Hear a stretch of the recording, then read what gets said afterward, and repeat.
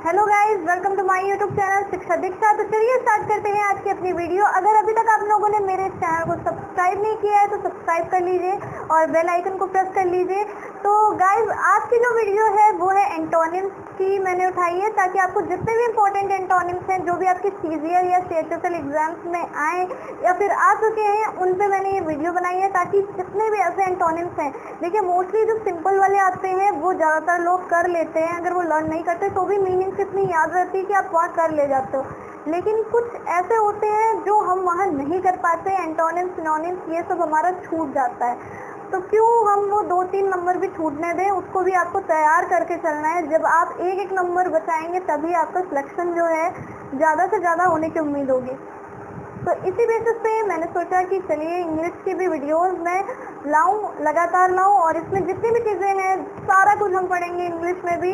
Antonyms के बाद synonyms पढ़ेंगे, वन वर्ड सब्स्टिट्यूशन, जो कुछ भी ग्रामर में आता है, ग्रामर के सारे रूल्स, और इसके अलावा वोकैबुलरी भी पढ़ेंगे लगातार, अल्फ़ाबेटिकल वोकैबुलरी पढ़ेंगे।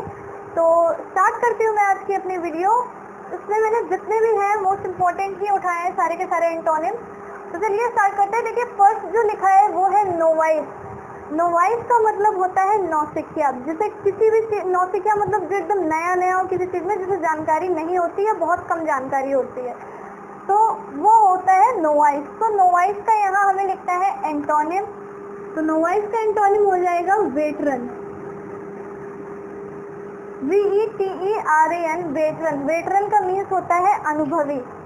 मैं यहाँ लिख नहीं रही हूँ गाइस, मैं बता दे रही हूँ। अगर आप चाहो तो आप लिख लो अपना इसको हिंदी में। इसका मीन है अनुभवी और नोवाइस का मीन्स है नौसिखिया।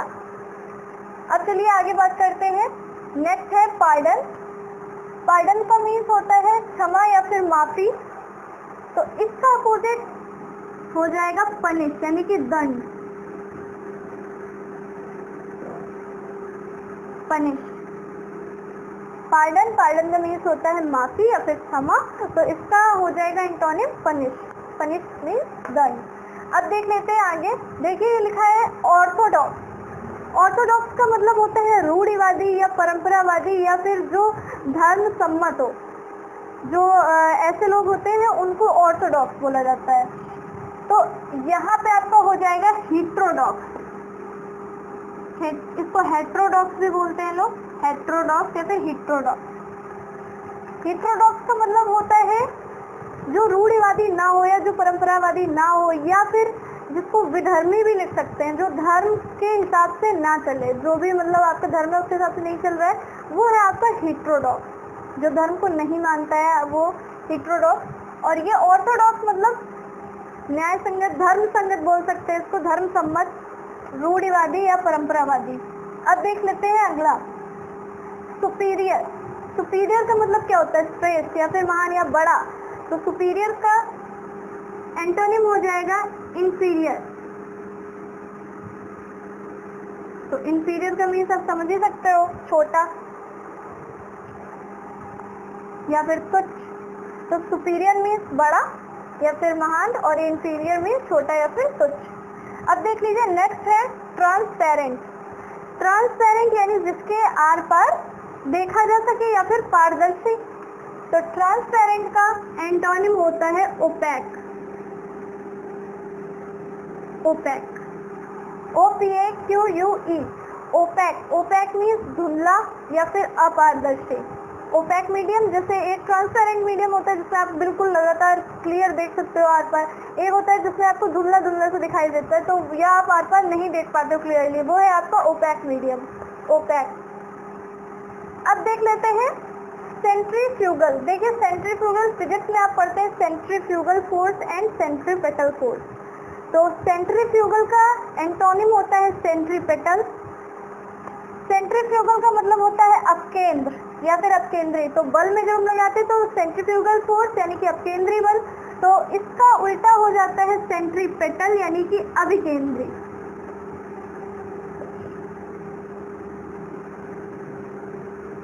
सेंट्रीपेटल, ये सारे इंपॉर्टेंट हैं एंड आपके सीजीएल एग्जाम्स में पूछे गए हैं।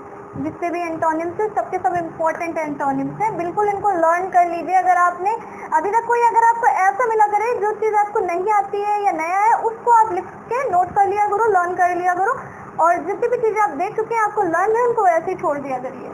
अब देखिए नेक्स्ट है एपेक्स। तो एपेक्स का मतलब होता है शिखर, टॉप या फिर चोटी समझ सकते हैं आप, टॉप से। तो एपेक्स का एंटोनिम क्या होना चाहिए? बेस।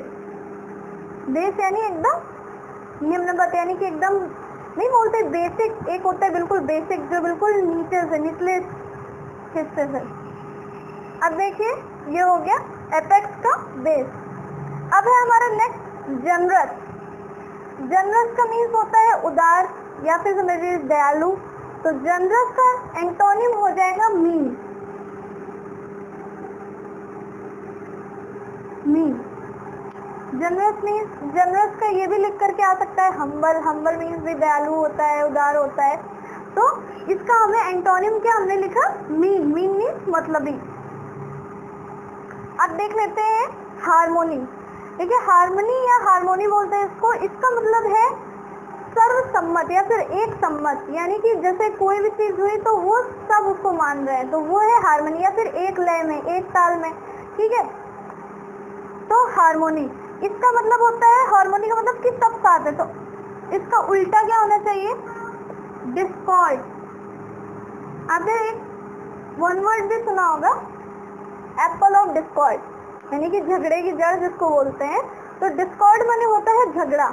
जब सब एक सम्मत नहीं होंगे तो यानी सबके अलग अलग न्याय है, तो सबके अलग अलग, सब अपनी अलग अलग बातें रख रहे हैं, तो क्या हो रहा है? एक तरीके से झगड़ा हो रहा है। डिस्कॉर्ड मीन्स झगड़ा, बस आप इतना समझ लो। हार्मनी मतलब जब सबकी बातें साथ हो, या फिर डिस्कॉर्ड का मतलब हो जाएगा झगड़ा। आप बस इतना समझ लीजिए। हार्मनी मतलब जब एक ही लय में सब कुछ हो, और डिस्कॉर्ड मीन्स झगड़ा। अब देख लेते हैं नेक्स्ट वाला, कंसील। कंसील का मतलब होता है छुपाना। कंसील का मतलब होता है छुपाना, तो इसका अपोजिट हो जाएगा रिवील। रिवील का मतलब होता है खोलना। कंसील मीन्स कोई चीज छुपाना, या फिर रिवील का मीन्स हो जाएगा खोलना, एंटोनिम हो जाएगा रिवील। अब देख लेते हैं एनालिसिस। एनालिसिस माने जब आप किसी चीज की जांच परख कर रहे होते हो, उस पर एनालिसिस कर रहे होते हो, तो इसका एंटोनिम हो जाएगा सिंथेसिस। सिंथेसिस, सिंथेसिस मीन्स संश्लेषण या फिर संश्लेषित। जब अभी यहाँ पे क्या है, आप किसी चीज के बारे में एनालिसिस कर रहे हो, जब उसका निष्कर्ष निकल जाएगा तो वो क्या हो जाएगा? सिंथेसिस। तो यही हो गया इसका अपोजिट, यानी जब किसी चीज की जांच परख हो रही है तो वो एनालिसिस, जब उसका निष्कर्ष आ गया तो वो सिंथेसिस। तो एंटोनिम हो गया सिंथेसिस। अब देख लेते हैं। देखिए लिखा कंपल्सरी। कंपल्सरी का मतलब आपने सुना होगा, जैसे कि ये चीज कंपल्सरी यानी कि आपको करनी ही है। तो कंपल्सरी का मतलब जो जरूरी है, इसका होता है वॉलेंटरी।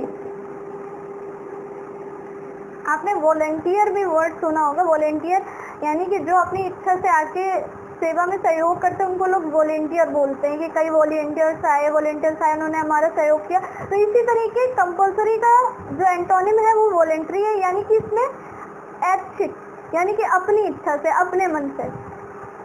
अब देखिए बात कर लेते हैं फॉरेन। फॉरेन का मतलब विदेशी। विदेशी भी आप समझ सकते हो, और दूर का भी हम लोग दूर के सेंस में भी फॉरेन वर्ड ले सकते हैं। तो इसका हमारा क्या हो जाएगा? नेटिव। नेटिव मीन्स आप जानते ही है, पास का या फिर पड़ोसी। तो फॉरेन मीन्स दूर का या फिर विदेशी, और नेटिव मीन्स पड़ोसी या फिर पास का। अब देखिए ऑफन। ऑफन मतलब अक्सर। लोग बोलते हैं कि ऑफन ये चीज हो जाती है, तो ऑफन मीन्स अक्सर। तो ऑफन का हो जाएगा एंटोनिम सेल्डम। सेल्डम मीन्स कभी कभार। जो चीज ऑफन मतलब अक्सर होती है, एंड सेल्डम मीन्स कभी कभार। पग्नेशियस। पग्नेशियस यूज होता है झगड़ालू के लिए, तो झगड़ालू है। तो झगड़ालू का, अब पग्नेशियस मीन्स झगड़ालू, तो इसका एंटोनिम क्या होना चाहिए? पीसफुल, शांति प्रिय। जो शांत प्रिय हो या जो शांति प्रिय हो वो हो जाएगा पीसफुल। पग्नेशियस मीन्स झगड़ालू, पीसफुल मीन्स शांत प्रिय।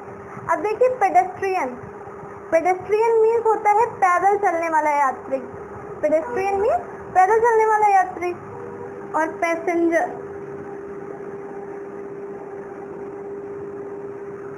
पैसेंजर पैसेंजर आप जानते हैं जैसे ट्रेन में वगैरह चलने में उनको क्या बोलते हैं, पैसेंजर। पैसेंजर यानी कि जो किसी बाई ट्रेन या बाई बस जिससे भी आपकी यात्रा कर रहे हो वो पैसेंजर। पेडेस्ट्रियन पैदल चलने वाला यात्री। चलिए अब आगे देख लेते हैं। एक्सिलरेट, ये भी आपने फिजिक्स में पढ़ा होगा, एक्सिलरेशन आता है तो उसका उल्टा हो जाता है रिटार्डेशन। त्वरण, और त्वरण का उल्टा मंदन, तो एक्सिलरेट का उल्टा हो जाएगा रिटार्ड। यही अगर एक्सेलरेशन लिख के आता तो आप यहाँ रिटार्डेशन लिखते हैं। तो एक बार फिर से बात कर लेते हैं सबके बारे में जल्दी से। देखिए नोवाइस का मीन्स होता है नौसिखिया, तो इसका हो गया वेटरन। वेटरन्स मीन्स अनुभवी, पार्डन मीन्स माफी, तो पनिश मीन्स दंड। ऑर्थोडॉक्स माने रूढ़िवादी या परंपरावादी, तो हिट्रोडॉक्स मीन्स विधर्मी या जो रूढ़िवादी ना हो। सुपीरियर मीन्स बड़ा, महान या फिर विशाल, जो भी आप समझ लीजिए, महान समझ लीजिए। इंफीरियर माने छोटा। ट्रांसपेरेंट मीन्स पारदर्शी, ओपेक मीन्स अपारदर्शी। सेंट्रीफ्यूगल मीन्स मैंने बताया अपकेंद्री, और सेंट्रीपेटल मीन्स अभिकेंद्री। एपेक्स माने चोटी या फिर शिखर। बेस मीन्स समतल, आप समझ सकते हो, या निचला हिस्सा। जनरस मीन्स हो जाएगा दयालु। मीन मीन्स हो जाएगा मतलबी या फिर चालाक। हार्मनी मीन्स समझ लें लड़ाई। हार्मनी मीन्स प्यार या आपस में एक लय में समझ लीजिए। डिस्कॉर्ड का मीन्स होता है लड़ाई। कंसील का मीन्स छुपाना। रिवील का मतलब खोलना, जितनी बोलते सीक्रेट रिवील हो गया, रहस्य खुल गया या सुलझ गया। एनालिसिस यानी किसी चीज की जांच परख। सिंथेसिस मीन्स निष्कर्ष या संश्लेषण वगैरह, आपने सुना होगा सिंथेसिस। कंपल्सरी मीन्स जरूरी, और वॉलेंट्री मीन्स ऐच्छिक, आप अपने मन से कर सकते हो, यहाँ कोई कंपल्सन नहीं है कि ये करना ही है। वॉलेंट्री मीन्स ऐच्छिक, अपने मन से, स्वेच्छा से। फॉरेन मीन्स विदेशी। नेटिव मीन्स पड़ोसी। ऑफन मीन्स अक्सर। सेल्डम मीन्स क्या हो जाएगा, कभी कभार। पग्नेशियस झगड़ालू। पीसफुल मीन्स शांति। पेडेस्ट्रियन मीन्स पैदल यात्री। पैसेंजर मीन्स यात्री बाय ट्रेन और बाय बस, जो भी हो। एक्सेलरेट मीन्स त्वरण, और रिटार्ड मीन्स मंदन या फिर धीमा समझ लीजिए। एक्सेलरेट मीन्स तेजी से, रिटार्ड मीन्स जो गति धीमी हो रही है। मंदन आपने जिसको हिंदी में सुना होगा। तो गाइस मैंने इसकी हिंदी भी आपको बता दी ताकि आपको कोई प्रॉब्लम ना हो, लर्न हो जाए, क्योंकि मुझे जितनी है स्पेलिंग में उनकी हिंदी भी लर्न कर लेती हूँ साथ में, इस वजह से मुझे वो ज़्यादा लर्न रहती है अच्छे से, मैं उसको जल्दी भूलती नहीं हूँ। तो यही काम आप किया करिए, जो भी स्पेलिंग है उसका हिंदी में भी याद रखा करिए, तो उससे क्या हो जाएगा कि आप उस स्पेलिंग को जल्दी नहीं भूलोगे, और जब भी कभी एग्जाम दोगे तो वो आपके लिए हेल्पफुल होगा। तो ये वीडियो आपके लिए हेल्पफुल है या नहीं मुझे कमेंट में बताइएगा, और मैंने तो कोशिश की है वीडियो को अच्छा बनाने की। आप लोगों को वीडियो कैसी लगी मुझे ये बताइए कमेंट में। वीडियो को लाइक करना मत भूलिएगा और शेयर कर दीजिएगा सभी के साथ। तो चलिए मिलते हैं अपनी नेक्स्ट वीडियो में, तब तक के लिए पढ़ते रहिए, सीखते रहिए शिक्षा दीक्षा के साथ।